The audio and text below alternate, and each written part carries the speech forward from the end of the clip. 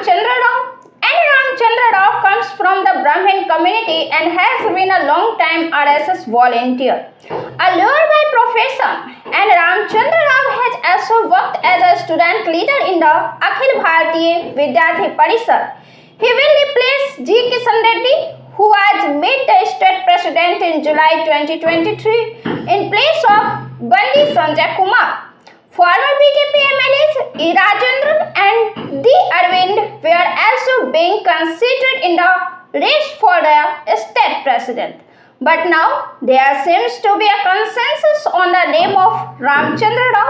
Now with the election of the state president of Telangana, the BJP has taken one more step towards deciding its national president. If the state president of a state like UP, Maharashtra, Madhya Pradesh are elected, then BJP will change the national leadership. JP Nadda is on continuous extension and now efforts are on to find his replacement till August.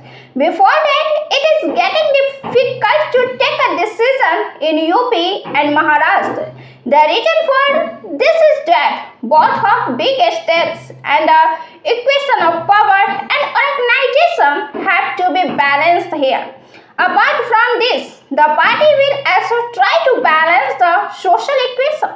Let us tell you that G. Kishan Reddy is currently a minister in the central government. In such a situation, he is removed from the post of president was considered certain and his replacement was being searched. 66-year-old N. Ramchandra Rao is a lawyer by profession. He has also been a member of the Telangana Legislative Council. Apart from this, he was also in charge of the membership campaign in the state.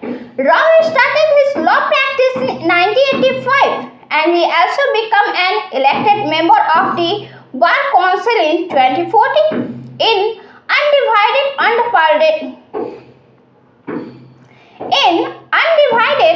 Pradesh.